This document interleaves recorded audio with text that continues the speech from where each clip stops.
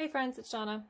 I am getting ready to do a water slide and wanted to jump on real fast to record it so that I could put it on Facebook so that I had a more current one available for any of my customers who are looking for the tutorial. These are available for order on Etsy. If you look up withlovefromvinyl.etsy.com, I have quite a few different designs of water slide decals that are ready to use that can be purchased in 20 and 30 ounce sizes. So this one is the 30 ounce size, and it's actually going on a tumbler that a customer bought. And I have this one available. You can buy it with Bride. You can have the name changed. You can have the name left off. However you want it personalized is perfectly fine, and that is an option during checkout that you're able to make a notation of.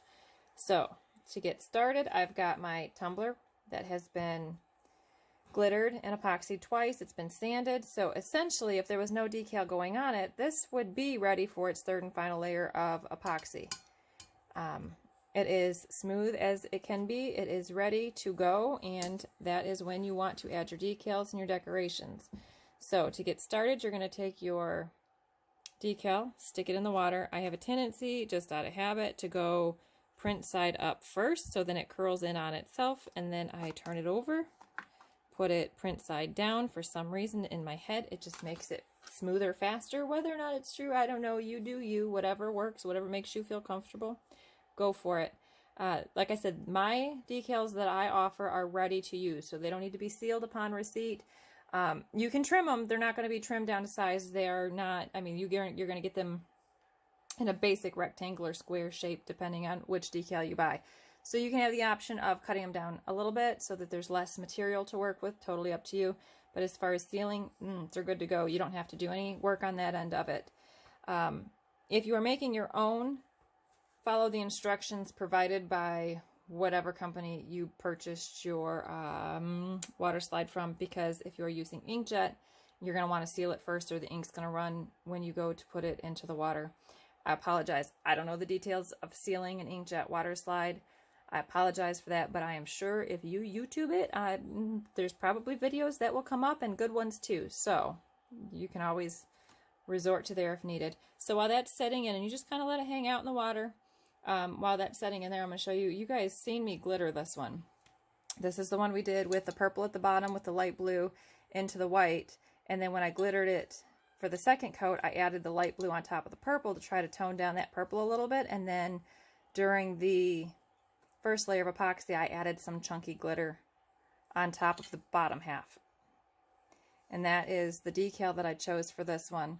And you can tell with a with a clear water slide, that color is really, it's a soft color that shows the glitter through it. And that is why I am so partial to water slides. Oh my goodness. I literally could do water slides all day, but whenever I have to do a vinyl decal cup, it just makes me cry a little on the inside. No joke. Look, I've got these three sitting here ready for vinyl decals, and I'm just sitting, So let me do my water slide first, because those are my first love. So as this is hanging out in the water, you're just going to check it. See, when it starts to slide like that, you're good to go. You're ready to use it. Get wherever you want to put the water slide on, get it wet so that you have some time to work. It helps the water slide move around a little bit as you're maneuvering it into place. Place the water slide. Oh, you see how slippery it is? Oof, woo, I've never had one that slippery. So get it mostly into place, and then slowly take the paper out. Now I try to keep the water slide as flat as possible so that you can try to get the wrinkles out as you go, and there's less maneuvering you're going to have to do. It's never perfect. You know, it's never, you always got a little bit to do to get the wrinkles out. But it's fragile. So, I mean, when the backing comes off, that's when it's the most fragile. So you want it to be as smooth as you can get it as the water, or as the backing slides off. So once you have it pretty much where you're going to want it, you're going to start pulling the water out. Now I use a silicone squeegee. It is not a must. I did not always use a silicone squeegee. I started with damp paper towel, actually. So use what you have available to you to help pull the water out from underneath, and flatten out the wrinkles. Now this one is for a customer, so I apologize if my hands are in the way. I'm looking more at my decal than I am the camera at this point because I want it to be perfect.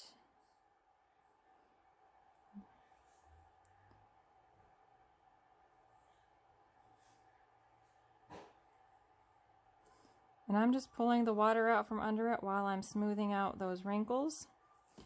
Oh, and I'm hitting the camera stand because I'm a hot mess.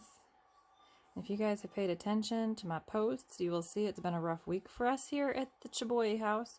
We had an upstairs bathroom that decided that the toilet was going to run over and flood, which was fabulous. We didn't realize this was happening. Nobody was in the bathroom at the time. So we found out about it like in the process of it happening when we were about ankle deep in water. It's great. So the downstairs, the room beneath it is completely gutted.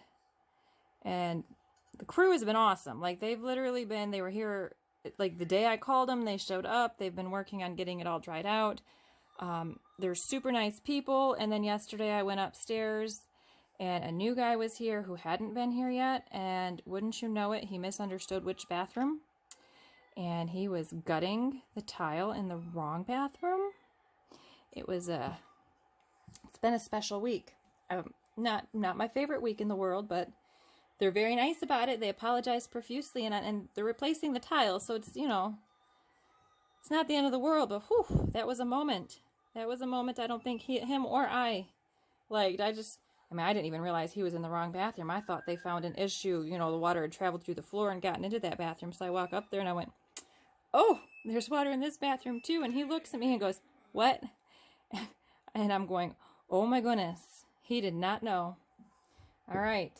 So once you have it pretty smooth, you have it in place. I just grab a piece of paper towel, blot it dry.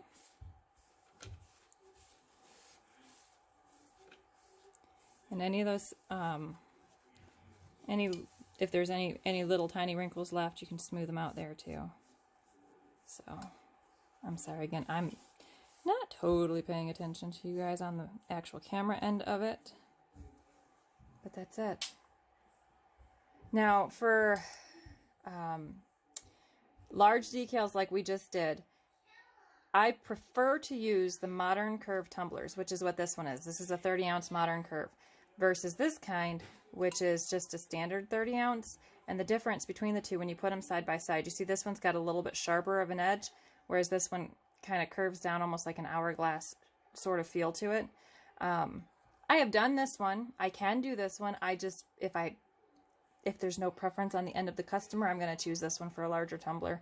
If you guys seen that big castle I did, that was the whole length of the tumbler. I probably would never attempt that one on anything but a modern curve or a straight tumbler. But that's, I mean, that one literally went from top to bottom, and trying to get it into this curve was a bit of a challenge. So anyways, that is a 30-ounce modern curve.